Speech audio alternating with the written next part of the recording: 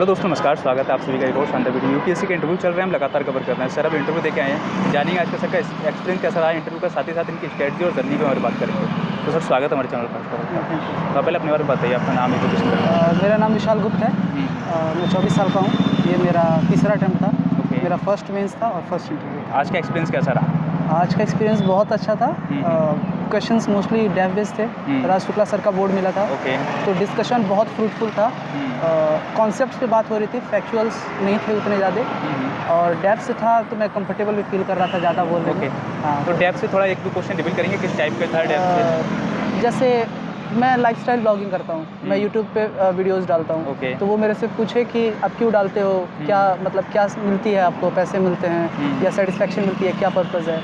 फिर उसके बाद से इकोनॉमी पे उन्होंने पूछा कि अगर एक प्रॉब्लम इकोनॉमी के बारे में बताना हो तो आप क्या बताओगे। तो फिर उसके बाद से उस पर और सारे क्वेश्चंस बिल्डअप हुए। तो ऐसे फ्रूटफुल डिस्कशंस हुए थे काफ़ी। ओके। कोई सिचुएशन बेस्ड क्वेश्चन आपसे पूछा क्या? सिचुएशन बेस्ड नहीं, रिकमेंडेशंस पूछ रहे थे कि इकोनॉमी इतनी प्रॉब्लम में है, क्या करना चाहिए, स्किलिंग नहीं है, क्या करना चाहिए। तो चीज़ें ऐसी थी, सिचुएशन बेस्ड नहीं थी। ओके। कोई करंट से? हाँ, ये जो FIIs जो मार्केट से अपने निकल रहे हैं, जो इंस्टेबिलिटी आ रही है, उस पर बेस्ड था कि क्या रोकें, क्या गलत हो रहा है, वियतनाम हमसे आगे क्यों हो रहा है, और क्या इंडिया सब कुछ है। PLI पे पूछा था उन्होंने, प्रोडक्टिविटी लिंक्ड इंसेंटिव्स पे, कि 5 साल हो गए लेकिन बेनिफिट्स नहीं दिख रहे हैं, क्या रीज़न है। तो ऐसे करके क्वेश्चंस, ओवरऑल बहुत ब्रॉड क्वेश्चन पूछे गए। ओके। माइंडसेट किस टाइप का था बोर्ड मेंबर का? वेरी रिलैक्स्ड, बहुत। शुक्ला सर आराम से सुन रहे थे, ऑब्जर्व कर रहे थे। सर बाकी सर क्वेश्चंस पूछ रहे थे। Very pleasant environment. ओके। जब लास्ट मोमेंट था, अब बाहर आने की तैयारी थी, तब किस तरीके का रिएक्शन था बोर्ड मेंबर का? प्लेजेंट ही था, क्योंकि इंटरव्यू स्मूथ गया, कोई ऐसे रोड ब्लॉक्स नहीं दिखे मुझे। तो ओवरऑल तो अच्छा एक्सपीरियंस था मेरा। कितनी ड्यूरेशन कितनी थी इंटरव्यू की लगभग? I would say 30-35 minutes. Yes. Okay. ऐसे कोई क्वेश्चन था जिसमें सॉरी बोलना पड़ा हो आपको, जो नहीं आया हो? हाँ, एक क्वेश्चन था, लेकिन एक्चुअली वो क्वेश्चन ही नहीं याद है मुझे अभी कि वो क्या था। थोड़ा ऑफ द टॉपिक था, लेकिन you can always say sorry. So वो चीज़। ओके। कोई प्रॉब्लम तो नहीं होती ना सॉरी बोलने में कि हाँ कि नंबर डाउन हो सकता है? जो भी लड़का या लड़की इंटरव्यू देने जा रहा है, वो उससे सब कुछ नहीं पता है। ओके। इवन बोर्ड मेंबर्स को सब कुछ नहीं पता है। तो ये ह्यूमन लिमिटेशन को आप आराम से एक्सप्लॉइट कर सकते हो। ओके। कि सर ये मुझे नहीं पता, मैं पढ़ जरूर लूँगा। तो मुझे लगता है कि ये काम कर जाता है। ओके। ये आपकी यूपीएससी जर्नी कब से स्टार्ट हुई और क्या मोटिव था इधर आना? जर्नी तो स्टार्ट हुई 2021 से। मैं ग्रेजुएशन कंप्लीट किया, फिर इसमें लग गया। तो 2 अटेम्प्ट्स मैंने दिए, फिर प्री नहीं हुई मेरी दोनों अटेम्प्ट्स में। तो वो थोड़ा सा डार्क फेज था, लेकिन I came out. This is my interview, hopefully I make it. So okay. आपने इस कैरियर में कोई कोचिंग ज्वाइन की?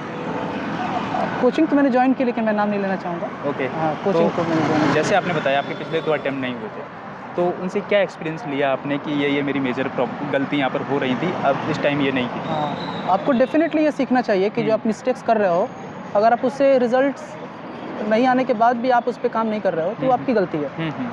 जैसे कि मैंने मैंने दिया था, तो पिछले अटेम्प्ट में मेरे ओनली 68 मार्क्स थे। ओके। तो इस बार मैंने PYQ का डीप एनालिसिस किया, मेरे फॉल्ट्स देखे, अप्रोचेस डिस्कवर किए कि कैसे हो सकते हैं। तो वो मुझे हेल्प किया प्रीलिम्स में। और अगर मेंस की बात करें तो mains was all about practice. Okay. आप जितने कॉपीज़ लिखोगे, जितने टाइप ऑफ क्वेश्चंस हैंडल करोगे, आप उतने अच्छे होते जाओगे। As simple as that. क्योंकि मेंस प्रिडिक्टेबल होता है। राइट।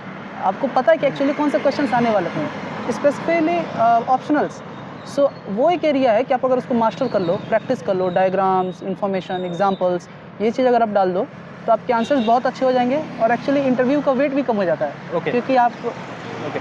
सर जो बिगनर है और वो आंसर राइटिंग करना चाहता है, तो वो पहला स्टेप उसका क्या होना चाहिए? किस तरीके से वो आंसर राइटिंग को अपनी अप करते हुए चाहिए? पहले तो आप कंटेंट पढ़ो, कंटेंट को रिवाइज़ कर लो। रिवाइज़ करके एक शॉर्ट नोट्स बनाओ, जिससे कि आप रिकॉल कर सको। और फिर जब क्वेश्चंस आ रहे हैं, तो इनिशियली आप उस शॉर्ट नोट्स में से ही उसको आंसर करने की कोशिश करो। और एक बार वो प्रोसेस हो जाता है, तो let your mind be open. Think anything you can, write anything you can, but to make that relevant. उस पार्ट को रेलेवेंट आप बना दो, आंसर्स अच्छे हो जाते हैं। ओके। जैसे आपने देखा पिछले कुछ सालों से प्रीलिम्स जो है बहुत ज़्यादा हार्ड होता जा रहा है, लास्ट ईयर के कंपेयर फिर भी ठीक था। हाँ। तो प्रीलिम्स की क्या स्ट्रेटजी होनी है? किस तरीके से प्रीलिम्स को step by step syllabus wise चलना चाहिए, किस तरीके से? देखो, अगर मैं कहूँगा कि don't get me wrong, but prelims is predictable. आप अगर PYQs एनालाइज करके देख लो 10-15 साल के, तो आपको पैटर्न्स दिखेंगे कि क्वेश्चंस कैसे बन रहे हैं। तो एक्चुअली आप PYQs को एनालाइज करो। आपके जो मटेरियल्स हैं, कोई मटेरियल अच्छा नहीं है, कोई मटेरियल बुरा नहीं है। Just pick one, follow that और learn it by heart if I can say, adapt to it. और उसके बाद से जब क्वेश्चंस आ रहे हैं आपको, यू विल नो कि मुझे ये कैसे अप्रोच करने, कैसे अटेम्प्ट करना है। So that is the way. जो चीज़ आपके पास है, कोई मटेरियल एक्सेप्शनल नहीं है, सारी नॉन मटेरियल्स वही हैं। आप उसको अच्छे से पढ़ो, by heart it, then apply it. Application is very important. Okay sir, जैसा आपने कहा PYQ डीप एनालिसिस करना चाहिए, वो किस तरीके से हम कर सकते हैं? क्योंकि वहाँ पे जो एस्पिरेंट हैं वो थोड़ा कंफ्यूज रहते हैं। अगर PYQ तो देखते हैं, लेकिन किस तरीके से उसको एनालाइज ओके, करें? I will tell you one thing. जैसे एक बोलते हैं ना कि don't play the game, play the man. आप एक्चुअली समझो कि UPSC आपसे कराना क्या चाह रही है। UPSC चाह रही है कि आप नॉलेज लो, रिसीव करो, लेकिन वो एक दो क्वेश्चंस में से ट्विक करती है ना कि आपको डाउट हो जाता है कि ये फैक्चुअल है कि नहीं है, सही है कि गलत है। तो ये चीज़ें आइडेंटिफाई करो कि कहाँ UPSC आपको ट्रिक कर सकती है। डेटा कहाँ पे हैं, फैक्चुअल्स कहाँ पे हैं। फॉर एग्जांपल, अगर UPSC पूछती है कि this person was his second person to go somewhere, suppose that is an example. अब now you think what is the relevance of UPSC asking for a person who came second and not first? that is a factual thing, Right. that somebody should ask who's the first. Rarely people ask what's the second. So when you will analyze the PYQs, you will get this hint that if there are second or third or fourth, those are usually wrong. So this kind of analysis I am talking about. आप इस तरीके से analysis करो कि UPSC questions बना क्या रही है, लिटरेचर कौन सा यूज़ कर रही है और फिर ऑप्शंस कैसे दे रही है। तो इससे आपको बहुत सी इंटरनल चीज़ें पता चलती हैं। ओके सर, आपका ऑप्शनल क्या था? Public administration. उससे किस उसकी अपनी प्रिपरेशन कैसे की? कोई आपने उसके लिए कोई रिसोर्स कहाँ से कलेक्ट किया? कोचिंग मटेरियल्स प्रोवाइड कर देती हैं। बाकी कुछ स्टैंडर्ड बुक्स हैं, रजनी गोयल करके है, मोहित भट्टाचार्य के हैं। तो you can take anything. IGNOU के मटेरियल्स बहुत अच्छे होते हैं प्रोवाइड ओके के लिए। हाँ। सर, इस पूरी जर्नी में आपको इस पूरी जर्नी में आपने क्या क्या सेक्रीफाइस किया है अभी तक इस UPSC जर्नी में? सेक्रीफाइस तो सभी ने किया है। मैं ऐसा नहीं कहूँगा कि मैं नहीं किया है, लेकिन यही है कि सेक्रीफाइस अपना मी टाइम होता है। आपको 12 घंटे 14 घंटे पढ़ने हैं तो आपका सोशल सर्कल कम हो जाएगा, फ्रेंड से कांटेक्ट कम हो जाएगा। तो ये चीज़ें तो I think it is for granted, क्योंकि मेरा ही डिसीजन है सिविल सर्विसेज करने का। तो जो सेक्रीफाइसेस ये डिमांड कर रही है कि I know this, I will have to sacrifice, but still I am going into it. तो अभी 2025 का प्रीलिम्स आ रहा है। यस। 60 डेज लगभग बचे हैं उसमें। हाँ। तो उसके लिए क्या करना चाहिए? किस तरीके की उनकी स्ट्रेटजी होनी चाहिए? अगर आप बिगिनर नहीं हो, आप 2 अटेम्प्ट 3 अटेम्प्ट दे चुके हो, तो मैं तो कहूँगा कि आप PYQs पे काम करो, उसको अपना वो बेस बनाओ कैसे अप्रोच करना है। और अगर आप न्यू कमर हो, आप फर्स्ट अटेम्प्ट है, आपका सेकंड अटेम्प्ट है, तो make your basics very strong, क्योंकि अनहर्ड क्वेश्चंस आते हैं। कितना भी पढ़ लो, आप 35 से ज़्यादा नहीं सही कर पाओगे।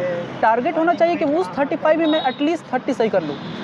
अब न्यूमेरिकली सोचिए, कट ऑफ आता है अबाउट 90। आप 30 क्वेश्चन अगर आप सही कर रहे हो तो 60 you will get, and may be if you negative so you will get 55। Actually you need only 35 marks. 35, right. So focus on the basics. That will give you more marks, definite marks, and then keep expanding your current affairs horizons. Okay sir, thank you so much. I hope कि आपका इस बार final list में नाम हो Even I hope so. के साथ। तो कैसी लगी वीडियो कमेंट करें जरूर। तो ये अगर आपका कोई डाउट होता है तो कमेंट सेक्शन में अपने डाउट को छोड़ सकते हैं, जिससे कि नेक्स्ट प्रिंट आएगा उससे वो क्वेश्चन पूछ लिया जाएगा। Thank you so much. Bye.